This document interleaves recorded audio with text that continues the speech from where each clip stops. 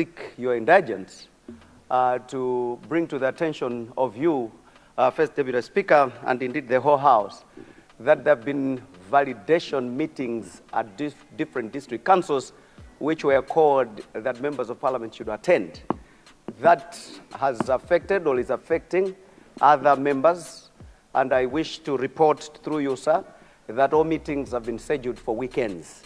So no meeting is going to take place either tomorrow, Friday, or any working day whilst members of Parliament are in this chamber. And I thought that the people of Chinyama needed to hear that. I submit, First Deputy Speaker. Thank you. Thank you very much. That's indeed a very important communication. As Adavu Kaunda, as we speak now, he's always calling to say, I'm in a meeting in Nkatabe. Can I be given leave of absence? So colleagues, that's the communication. Can we also make sure we take all these leave of absence before we go to those functions that we are attending to, and we should not exceed the official days that have been communicated. Honourable Member for Dowa East, why are you rising? Thank you so much, First Deputy Speaker, and I want, through you, to thank the Minister of Local Government, because you might recall that Dowa East called you just to say that today there was a scheduled council meeting which has indeed been postponed, as alluded to by the Minister of Local Government, though when we are coming back from there, we are told that it is tomorrow. But because of his assurance, it means that the council meeting is actually going to take place over the weekend. I wanted to bring to your attention that with the jittery on the issues to be discussed at the council meetings, members of Parliament would like to hear what is being discussed. Very, very critical, because it's a validation of the input for what is going to happen from 1st April this year. Just to say that Minister of Local Government, all members of, some members of Nkota District Council, members of Parliament, are also in Nkota trying to attend to the same. I just wanted to bring to attention. So I know you're a good man, and when you called for the local, Dowa East was on the way, traveling from Dowa coming to Parliament.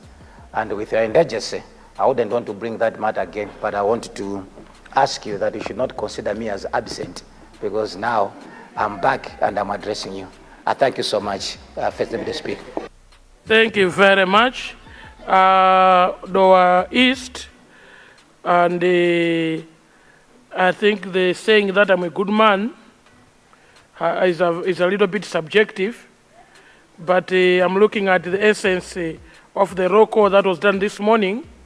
If it's a justification coming from the Honourable Minister of Local Government, I think he should be able to help you to fill in the leave of absence form and surrender it to the whip on your side so that you are spared. I think that's the procedure. But I hear you, and I hear all other members that went to attend these important meetings, and they have been postponed to the weekend, that Parliament Secretariat will consider you so. Thank you very much. We'll continue with questions in the Minister of Education, and now we go to question number 79, Salima North. Salima North, you have the floor. Thank you very much, Mr. Speaker, for granting the people of Salima North to ask the question. I indeed submit that this question is from Salima North, especially from the people of Senior Chief Kombeza and Sub-TH Otaga. I submit, Mr. Speaker. Thank you. Minister of Education, Science and Technology. Thank you very much, Mr. First Deputy Speaker, for the opportunity given to my ministry to respond to the question from the Honourable Member for Salima North. Mr. First Deputy Speaker, the question from the Honourable Member is to ask the Ministry to consider opening Kote Community Day Secondary School, which was completed about 2 years ago, but has not been opened. Mr. Speaker, sir, honourable members, I would like to confirm that Kote Secondary School was indeed completed 2 years ago. It was built with funding from the United States government. This secondary school was built on a piece of land donated by the community. However, upon completion of the secondary school, an individual, a family, took out an injunction stopping the school from opening on account of the fact that the land belongs to the family. It is because of this injunction that the school has not opened. The matter is currently in court, and the hearing of the case will take place in the first week of March. And because it is a matter that is in court, I should say no more. We're hoping that the outcome of that court process will allow the school to be opened. Let me take this opportunity to implore honorable members to ensure that when land is allocated for the construction of public schools, that land should actually belong to the public. And I would recommend honorable members that it would be helpful when the land is identified for a title deed to be secured, because we do not wish money that you have invested in the construction of a school to suffer the fate that Kote Kote Secondary School is currently suffering. So, honorable members, let us ensure that there is a title deed for each public infrastructure we have in our communities. There are lands officers in every council in this country. Please use them for this purpose. I thank you, Mr. First Deputy Speaker. Thank you. Honorable, on of the question. Yes. Is that a supplementary question, or you want supplementary? You are the first one. The honorable member for Machinga South. The honorable member for the Blantyre constituency. the Blantyre constituency. In that order. Desa Kasina, why are you raising? Was that a supplementary? Yes, you were. You'll be considered. He still has few questions in that ministry. So I will consider you. Mine was specific, but... okay. I hear you. Okay, in that order, honourable members.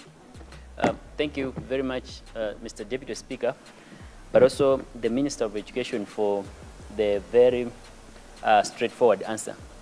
Mr. Speaker, sir, this school, the rango they are talking about is less than 10 million. And prolonging the case over a multi-million project like this, I think it's a waste of time and resources. I would like to ask, maybe they consult the Minister of Justice and the Minister of Education and freeze the things and let the school open. Because as we are speaking, kids from that area travel long distances to Chitala, some Kombeza, and even some Magyun. These are long distances, and there are a lot of rivers these kids are crossing to access education that can be accessed at a distance of less than 1 kilometer. I would like to suggest, thank you very much, Mr. Speaker. Honourable member for Machinga. Thank you very much, First Deputy Speaker, for recognizing the people of Machinga South. Honourable Speaker, before I ask my supplementary question to Honourable Minister of Education, let me convey the message from the people of Machinga South, particularly people from Milala, Fakiri, and surrounding areas. The day I stood in this house asking the minister to consider constructing Pitapasi Junior Primary School, he assured the people of Machinga South that he is going to do so, and he did it in the next week. As I'm talking today, the school is almost finished. So the people of Machinga South, I really appreciate that. However, people from Machinga South, particularly from Milala, would like to take guidance from the minister, since the school was constructed using another funds. So the fact that the policies has changed now, there will be no longer junior primary schools. We are focusing on full primary schools. I just want to take advice from him.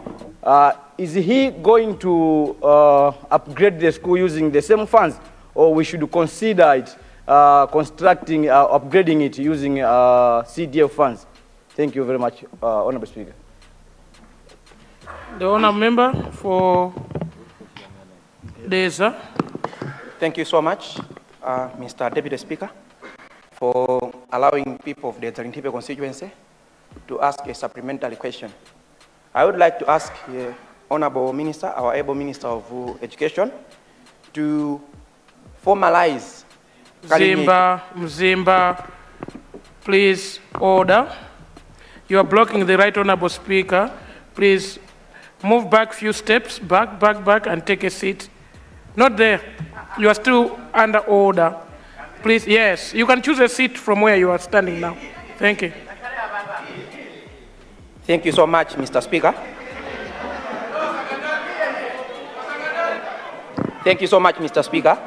I would like to ask you, our able Minister of Education, to consider formalizing Kalinyeke Secondary School into a secondary school. This one, it is a primary school, but the villagers have managed to build a secondary school.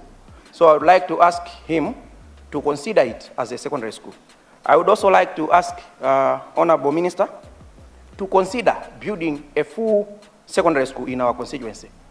In our constituency, we only have one secondary school, Nthawi Secondary School, but our constituency is too big, so it's not fair enough.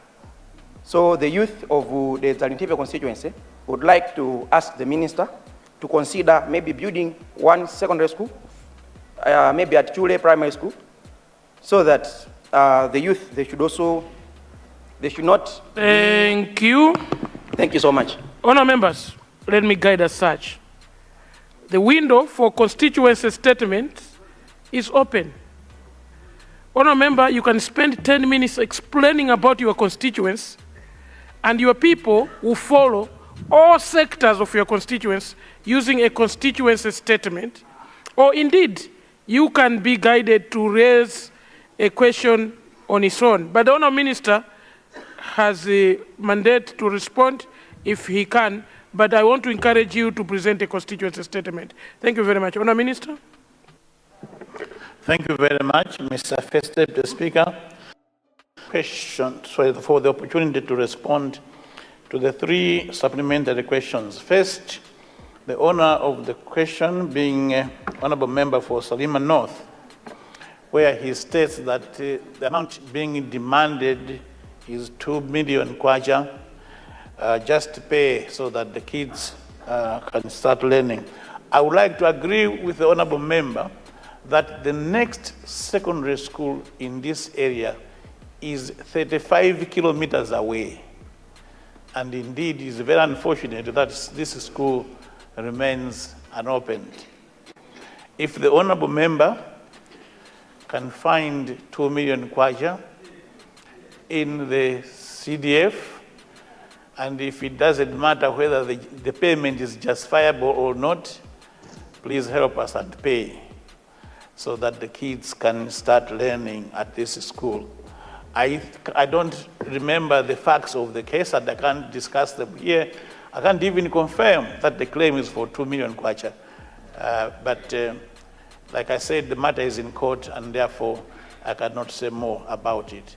But if there's a solution that can be addressed, including giving the owners of the land a different kind of land instead of the school, why not? You are the leaders of the area, and do your best to find a solution. Thank you very much. Machinga South, yes, indeed. The government of Professor Arthur Peter Mutharika does what it promises, and promises what it can do. And I'm happy that Minala primary school has started and near completion. I would like to advise honorable member that because I know the location of this particular school, there is no harm in upgrading it to a full primary school. There will be no problem with the school being completed using CDF. And I encourage you, honorable member, to do the same. In any event, at the end of the day, all this money is coming from vote number 1. So in order to speed up this process, I would encourage you to use the CDF. Honorable member for the Zalintipe, I have heard your request to convert Kalinyeke Primary School to a secondary school. Before I agree with this proposal, I would like to check with the people on the ground as to what will happen to the children that were going to Kalinyeke Primary School. But if we have made arrangements for them, I see no problem in acceding to the request that honorable member you have made. I would like also to assure honorable member that we will investigate the need for more secondary schools in his constituency, and when the need is established, we shall support you, honorable member, with more secondary schools in your constituency. I thank you, Mr. First Deputy Speaker, sir. Thank you. We now move to question number 80. The honorable member for Blantyre City, Michiru Chirimba constituency. You have the floor, honorable member. Thank you, Mr. Deputy Speaker, sir. I stand to confirm that indeed question number 80, appearing on the today's order paper, comes from the people of Blantyre City, Michiru Chirimba constituency. I submit. Thank you. Honourable Minister of Education, Science and Technology. Thank you, Mr. First Deputy Speaker, sir. And through you, allow me to thank the honourable member for Blantyre City, Michiru Chirimba constituency for his question, which is to the effect that could the Minister of Education, Science and Technology consider constructing a full new secondary school in his constituency. He goes on to explain, Mr. First Deputy Speaker, sir, that the constituency being new needs to have a new secondary school of its own. The other reason is that currently the only one CDSS called the Chirimba CDSS is failing to absorb a high number of pupils who have completed the standard 8 from Chirimba, Namatete, and Maera primary schools. Mr. First Deputy Speaker, sir, let me assure the House that it is the policy of the government of Professor Arthur Peter Mutharika to increase equitable access to secondary education for all eligible students. Our investigations, Mr. First Deputy Speaker, indicate that Chirimba CDSS, the current CDSS, has a total of 20 feeder primary schools, including Chirimba, Namatete, and Maera primary schools.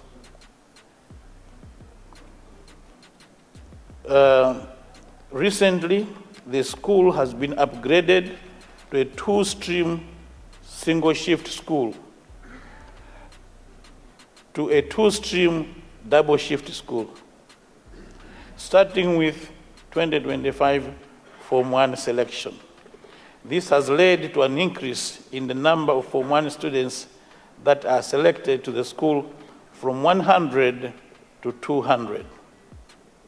However, the school, that is Chirimba CDSS, is still failing to absorb the high number of learners from its feeder schools.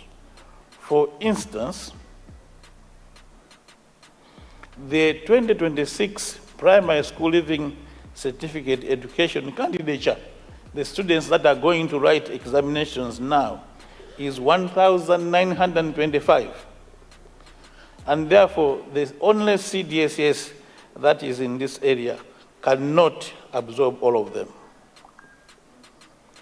Besides, unlike the other highly populated townships like Ndirande, Bangwe, and Zingwangwa, this area does not have a conventional secondary school. Students from the area travel all the way to Ndirande to attend to a conventional secondary school. Therefore, I agree with the honorable member on the need for a secondary school in the area to accommodate eligible secondary school learners who are left out and to reduce the distance of the learners that are traveling all the way to Ndirande. As a matter of fact, honorable member, I would like to assure you, having made an assessment, we believe that your constituency deserves 2 more secondary schools, not just 1 secondary school. And the government of Professor Arthur Peter Mutharika will ensure that not too far from today, you have these 2 secondary schools.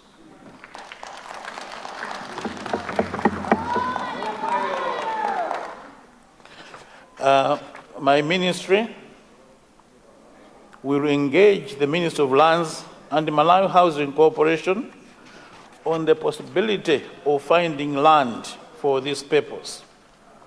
Let me also request the honorable member to initiate the project by lobbying for land from the local leaders and seeking financial support from Blantyre City Council, taking advantage of the much spoken about 5 billion CDF. Let me also take this opportunity to thank the honorable member for Chilomoni for assuring the ministry that they already have land for the secondary school that the ministry promised the people of Chilomoni. It has been very unfortunate for children from Chilomoni to be traveling all the way to Zingwangwa to access secondary education. That was very unfortunate, and my ministry intends to address this problem immediately. I thank you, Mr. Deputy Speaker, sir. Thank you very much. I recognize the honorable member for Blantyre, Malabada, who is a commissioner of this house. And I will then recognize the honorable member for Chikwawa, Nkombes, and I'll go the honorable member at the back. Yeah. Mzimba West. Mzimba West. In that order, please. Thank you very much, First Deputy Speaker. Blantyre Malabada has been reflected on. Then I would like to find out the rationale from the Honorable Minister of Education concerning the idea that when students are selected from Ndirande to government schools, I assume, but then they're coming from poor families and they're having to pay exorbitant amounts of money for fees, like 600, even up to 1 million kwacha. So I would like to understand the rationale of selecting these students into expensive secondary schools. And then they have to travel from Ndirande, maybe all the way to Mzuzu. Transport alone is very expensive. It's up to 100,000 kwacha. The families cannot afford. The ministry, what are they doing to resolve this issue and solve this problem? Thank you very much. Thank you. The honorable member for Chikwawa Nkombezi. Thank you, Mr. First Deputy Speaker, sir, for recognizing people of Chikwawa Nkombezi and TN Kabu. I just want to seek the ministry's direction on the construction of Terere Secondary School, which was being constructed under USAID funds. the construction has been suspended. So I want to know whether we can use the CDF to continue constructing that secondary school. And also to ask the ministry to provide us with a BOQ of the site so that we are aware how much is involved and we can plan accordingly. Thank you so much. Thank you. Mzimba West. Thank you very much, First Deputy Speaker. First, let me thank the Able Minister for the response, which gives a lot of hope, even for people of Mzimba West who are not even in Blantyre, where the original question is coming from. I see a government which will even consider upgrading Perembe CDSS into a full secondary school. I believe this one will do it. Honorable First Deputy Speaker, I would like to ask the Minister to consider genuinely, and I underline genuinely, opening Kalanga Community Secondary School built with USAID funds so that it could be accessed by pupils that are graduating from about 12 primary schools that are supposed to be feeding the school. I'm saying genuinely, First Deputy Speaker, because it was once opened for what I will call political reasons. Pupils were selected to go there, only to be closed after 2 weeks or so, and these pupils had then nowhere to go. And they're back to their homes waiting for the next opening day. I'm asking this government because I know it is a genuine government and it can genuinely open the school. Thank you, First Deputy Speaker. Thank you. Honourable Minister, with those 3 questions.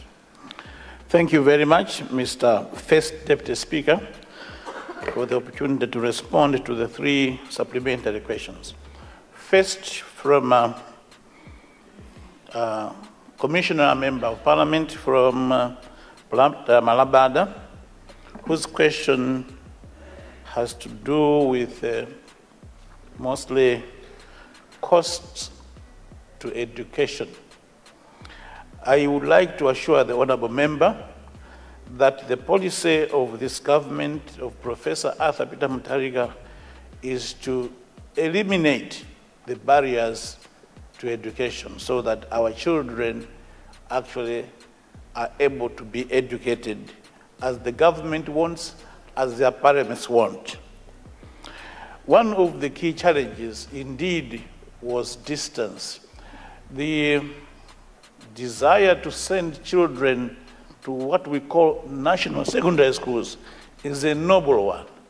But an example that you have given of selecting someone from Ndilande to Mzuzu Government Secondary School obviously places a lot of strain on the parents to travel, for the child to travel all the way, unless in the indication of district of origin, the child indicated that he comes from Nkata Bay or Mzuzu, Mzimba, or some close place.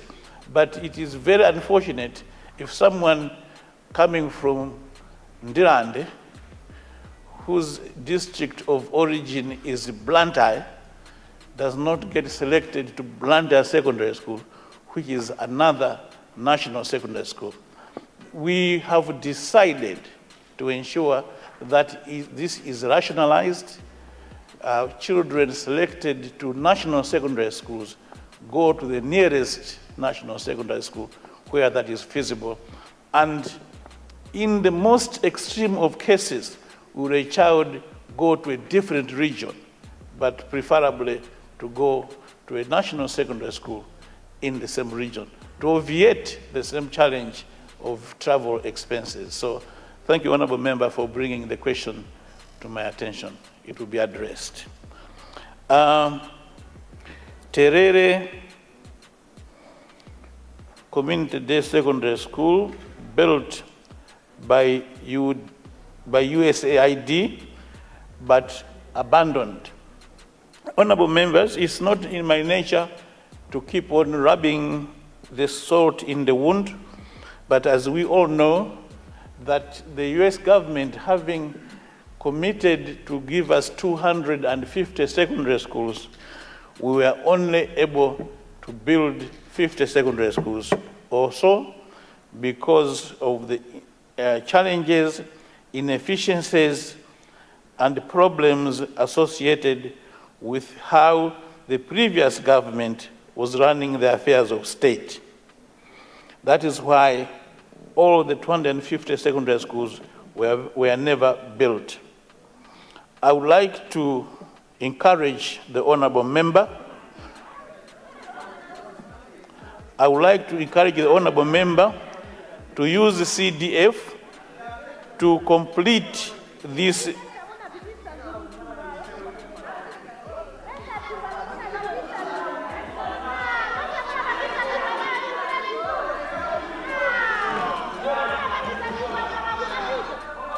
Thank you very much. The truth of the matter is that all the schools were not built under the watch of the MCP government.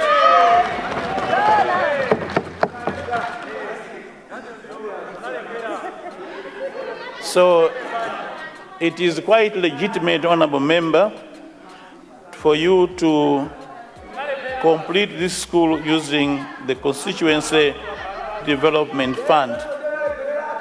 Let me also advise the honorable member. Honorable Minister, we have a point of order on the floor. So let's please resume your seat. We can attend to the point of order. Okay. Honorable member for Kasungu Northeast. Kasungu Northeast FDS. You have the floor, madam. Many thanks, First Deputy Speaker, for granting the people of Kasungu Northeast to attend to an issue on a point of order. First Deputy Speaker, is it in order that the Minister of Education, who knows very well of the reason why we could not build 250 secondary schools, which were donated by the US government, First Deputy Speaker, the Honorable Minister actually has a report clear in his office, and I know he understands English very well, and he can go back to that report and make reference to find the reason why we could not come up with 250 secondary schools. First Deputy Speaker, the USAID actually provided a donation to the Republic of Malawi without actually indicating in that donation the amount of money, the amount of schools that were going to be built. There were so many other factors that affected.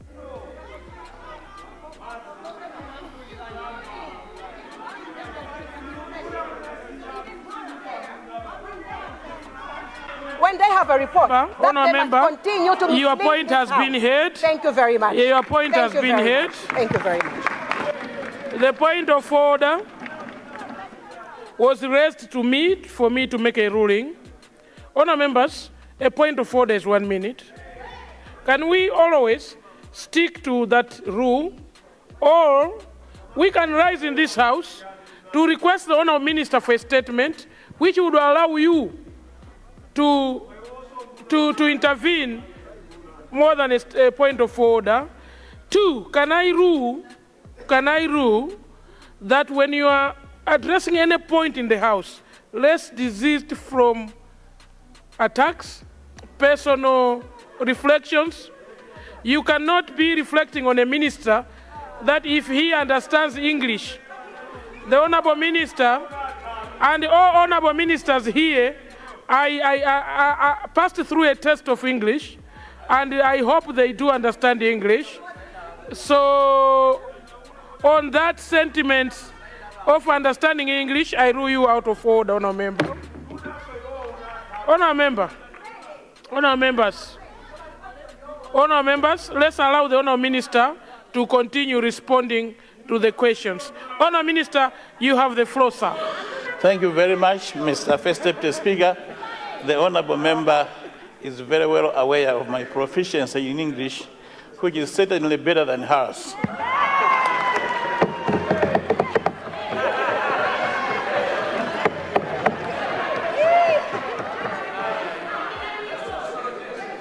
Mr. First Deputy Speaker, sir, I now move to responding. I will, Honourable members, let's allow the Honourable Minister to finish. And then, no, let's allow the Honourable Minister to finish. Let's resume our seats, Honourable members. Let's resume our seats. And when he's done, I'll recognize the point of orders you are rising for. Thank you very much, Mr. First Deputy Speaker, sir, for the opportunity to respond to the supplementary question from the Honourable Member for Mzimba West, who requests my ministry to open Kalanga Secondary School, which, according to his own statement, was opened for 2 weeks and then closed. Mr. First Deputy Speaker, sir. Order, Honourable members, order. Order to my right. To assure. Order to my left. I would like to assure the Honourable Member from Mzimba West that the government of Professor Arthur Peter Mutharika does not engage in dramatics. This school will be opened for real, and the students of his constituency will go to school as they expected. I thank you, Mr. Speaker, sir. Thank you, Leader. Then I'll recognize the whip, MCP. Leader. First Deputy Speaker, as earlier moved, it's now time for us to go to question understanding order 14 to be responded to by the Minister of Justice and Constitutional Affairs. I submit.